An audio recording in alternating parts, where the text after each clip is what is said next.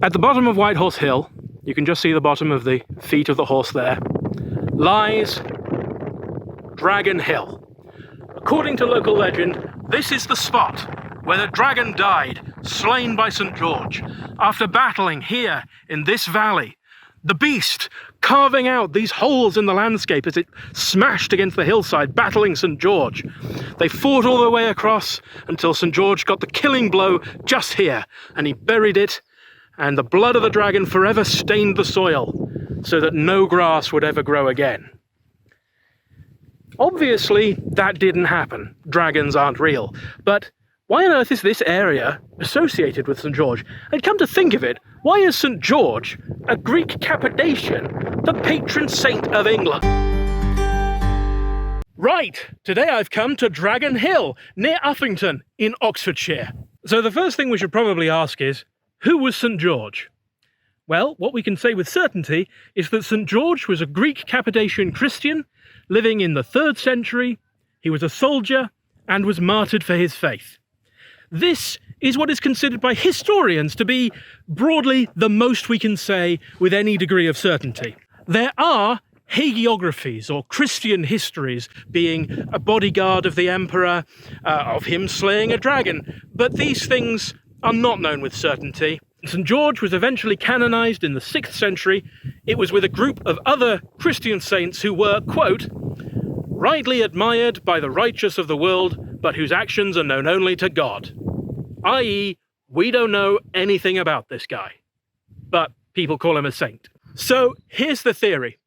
This saint may have been associated by Celtic and Saxon peoples with Uther Pendragon, the mythical father of King Arthur, who is broadly considered to have been at some point a real British chieftain after the Romans left. Now, if this hill was associated with Uther Pendragon, it could have been considered his burial place, or maybe he won a battle here. This would have been an important borderland between Saxon and British-held territory. This hill is a very defensible spot. It's got an Iron Age hill fort at the top, it's incredibly steep, and it controls the valley below. So, not unreasonable. Uther Pendragon's name means Uther High King. Doesn't actually relate to dragons. But after hundreds of years, it becomes reasonable for Saxons and Normans to start not remembering that etymology and just think of this as Dragon Hill. And if this is Dragon Hill, that must mean a dragon died here. And if a dragon died here, maybe it was St. George's dragon. So why doesn't grass grow? Well, this is an artificially flattened natural hill. We cut the top off it sometime in prehistory. And on top, there is evidence of fires, greatly increasing the amount of potash in the soil. And it's this that makes it difficult for grass to grow, not, unfortunately, dragon blood. So why is St. George the patron saint of England? Well, the first patron saint of England, or considered to be the patron saint of England, was Edward the Confessor. That's King of England, who lived a very religious life and was considered to be a saint after he died. And he was considered the saint for England for a long time, for about 300 years. And he led a very good traditional Christian life. But he didn't do a lot of fighting. When Edward III was looking for a new patron saint, he wanted someone chivalric, someone who fought, and a Roman soldier who slew a dragon sounded pretty much exactly what he wanted. And so, he was chosen.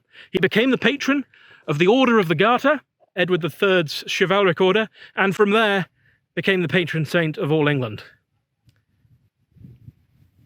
It's a bit weird, really. Anyway, happy St. George's Day. These rolls in the hill are a result of the retreating glaciers that in the Ice Age covered this whole area. It was thought for a while that they may have been to do with Neolithic farming, but analysis suggests that they are natural. They are usually considered, according to the legend, scars caused by the dragon, but they're also occasionally known as the Giant Staircase. There's another site a couple of miles away, it's probably less than that, probably a mile away, where they go in terraces directly, and that's also called the Giant Staircase. Today, Dragon Hill is looked after by the National Trust, a heritage charity which cares for things all over Britain, and it continues its traditional farming practices in accordance with the conservation rules that the National Trust operates on, and is covered in sheep. At the moment, most of the sheep are lambing down in the valley, but in high summer, it's nothing but sheep.